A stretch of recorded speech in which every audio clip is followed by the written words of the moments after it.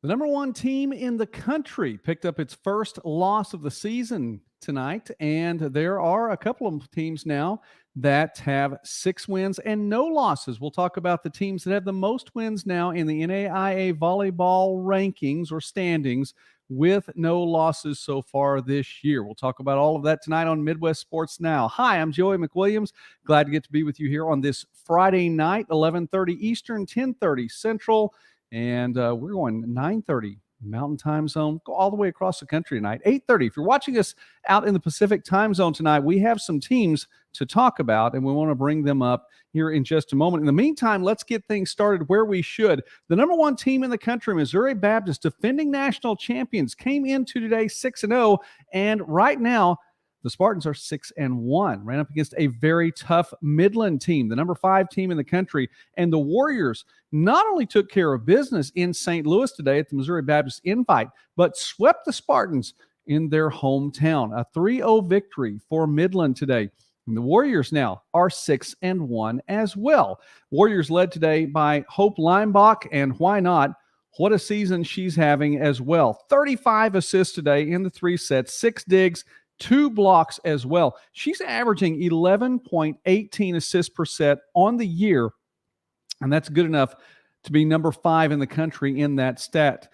Brooke Fredrickson continues to do well, coming off a double-double last night. She has a double-double tonight as well. 11 kills, 10 digs, hit 370 along the way, so a solid performance for Fredrickson. Delaney Valanche with 22 digs tonight. She's averaging 5.00 digs per set for the year, and averaged 7.3 for the day today, digs per set in those 3 sets. Talia Flores, we have to mention her. I think that's a requirement in just about every show. 14 kills, 8 digs today. She is also averaging 3.91 kills per set. So the Warriors, with Coach Paul Gieselman, 6-1 now, 5-game winning streak coming in, and you just have to talk about what they've done. Now, also from Missouri Baptist side, Sarah Klunder, another good day, 8 kills. Emma Lattimore, 10 kills on the day for the Spartans. But it was about the Warriors today picking up another win. And again, Hope Leimbach doing what she does. And I think I've already purchased a first-class ticket to ride on the Hope Leimbach bandwagon.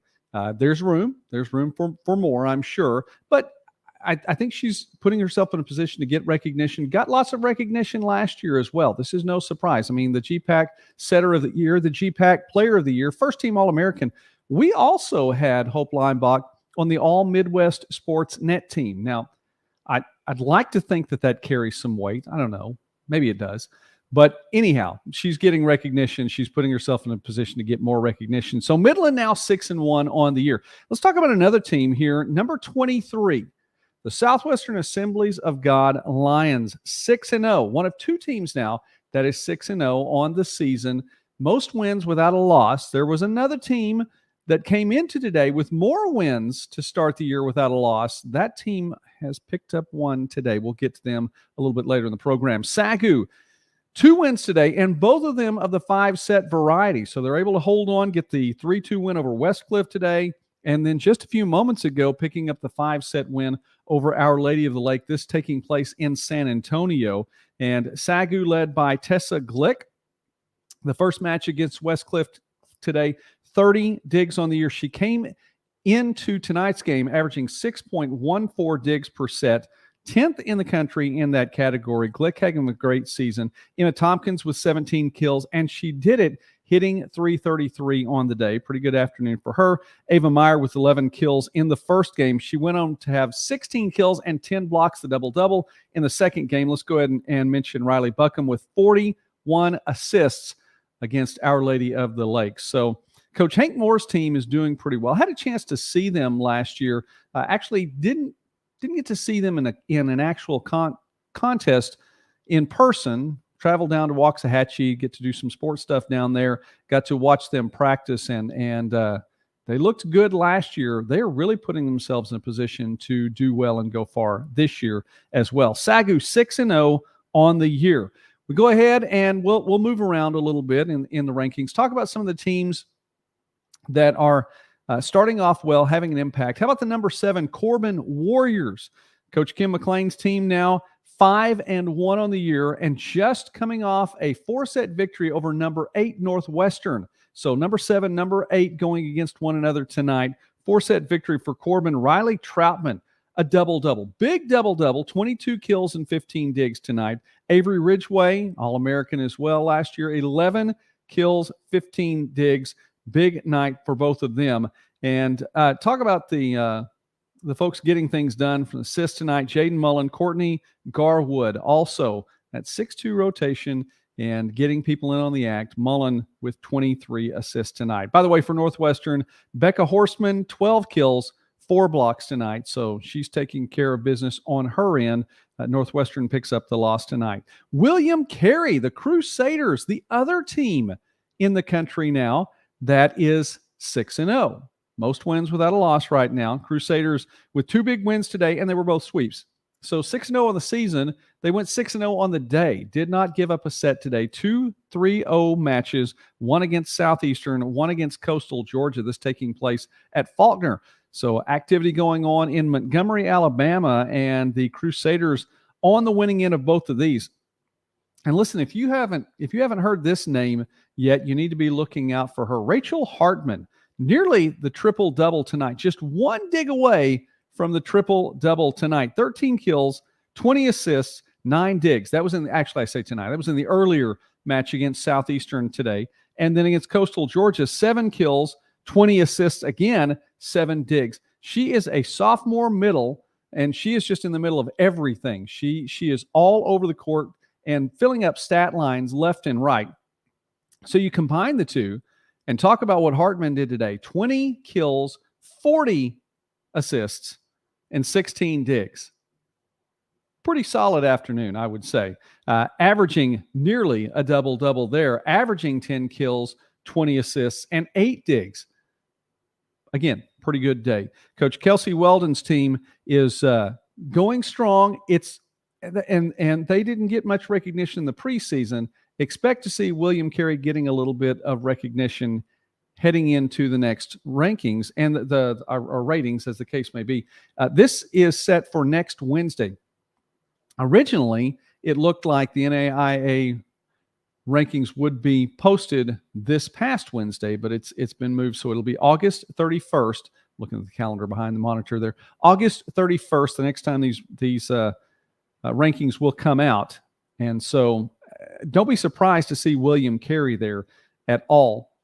By the way, Reagan Huff, 8 kills against Coastal Georgia today. He did it hitting .412, and Mia Haig with 11 kills against Coastal Georgia in that game. All right, let's go to another team that was in the preseason rankings, and that's number 12, Eastern Oregon. The Mountaineers now 5-1 and get a couple of wins today against ranked teams. A 4-set victory over number 25, Ottawa today, and a 5-set victory over Columbia College. That one at Columbia. That's a tough place to get a win. The Mountaineers, they do so. And this was an interesting number. You look at that game.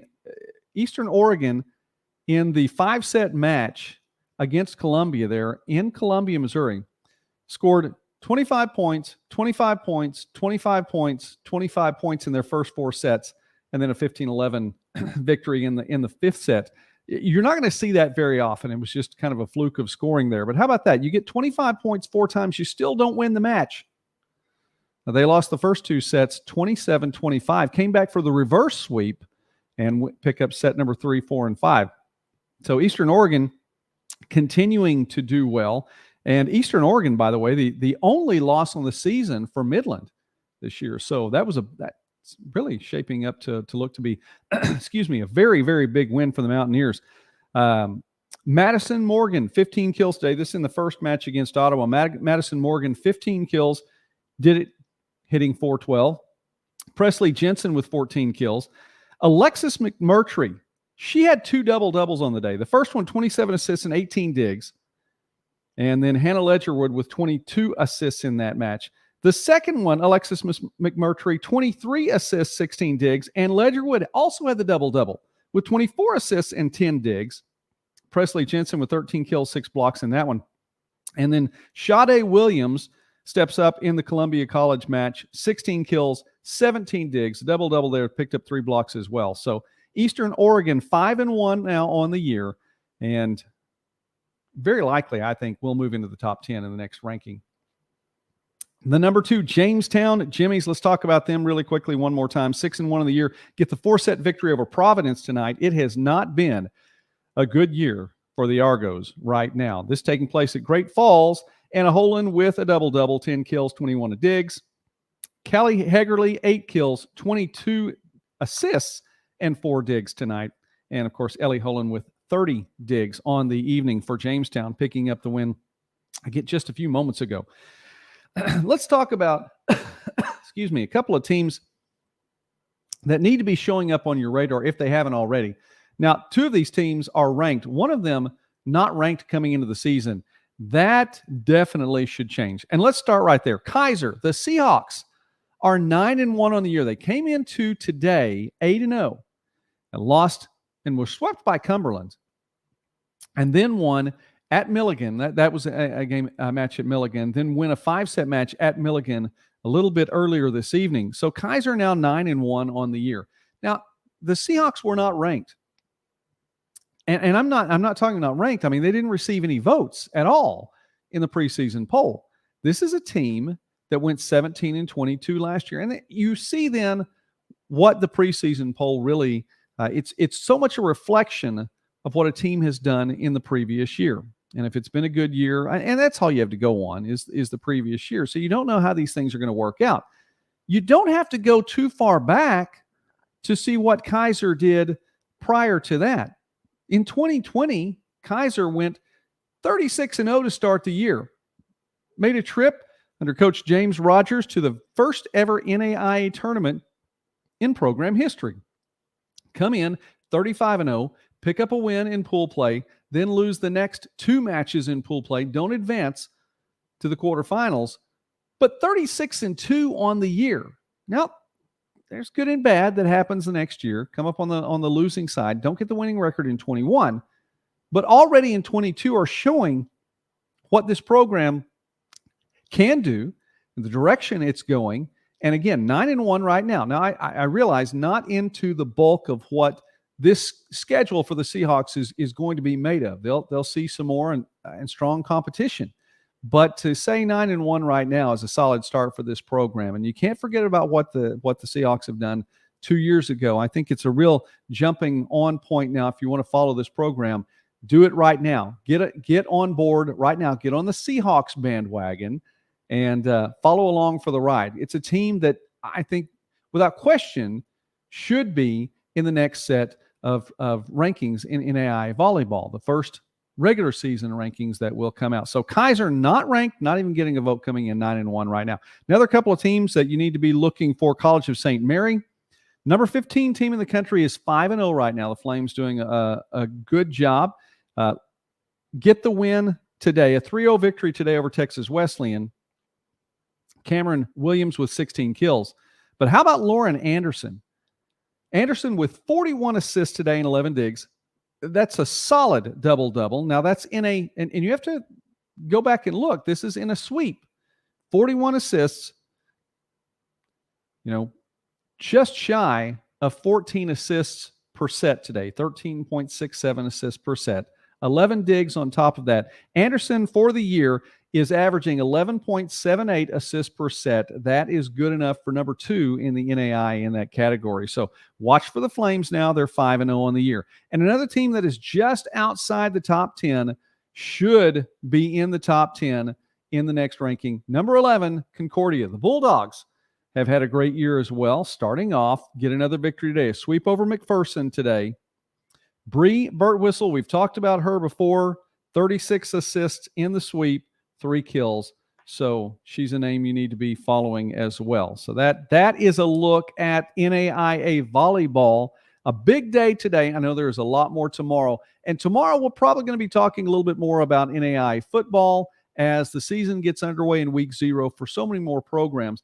We talked about some games last night here on Midwest Sports Now. There were 6 NAIA football games on a Thursday night in week 0. That's a lot. And there were a lot of people watching. I know I had for my monitors in here, I had a number of YouTube channels and streaming channels that were up, just watching different games that were going on. The Jamestown Valley City State game was a fantastic game to watch, and that one was the one that caught my attention most of the evening. I know lots of you all were watching Reinhardt and Faulkner, and that's fine. It was a little bit earlier, but I stuck around and watched the Jamestown Valley City State game.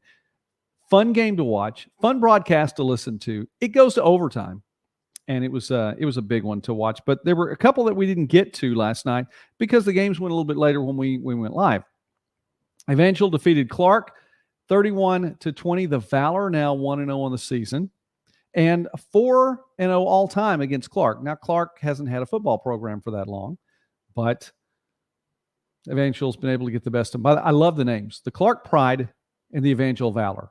Fantastic names, and they're not non-plural names, but they kind of feel that way, So anyway, there's no S on the end. How about that? That works out a little bit different there. Mount Marty, hey, props to the Lancers. First win in program history with the win last night, 42-10 over Presentation, and some numbers from that game. Ken Gay, 15 of 24 for 302 yards passing last night, 3 touchdowns, 1 interception, 4 touchdowns. 4 of the 6 touchdowns were of 50-plus yards. 3 touchdowns passing, 3 touchdowns rushing. Jonah Miyasawa with 151 receiving yards, 2 touchdowns, 2 touchdown receptions, and there were 5 different players that scored of those 6 touchdowns scored. So props to Mount Marty. And I wanted to have a little graphic up, and I neglected to get that put up before we went live tonight. But it was from CFB Reddit, and somebody had posted Mount Marty active win streaks. Mount Marty 1, Bama 0. So the Lancers are calling out the Tide already. Here we are in this season. I'm not sure if we're going to see that matchup anytime soon, but Mount Marty with a big victory last night. Lots more games tomorrow. Among those, here's some that I'll be following, and for more reasons than one. Number 2, Grandview at Central Methodist.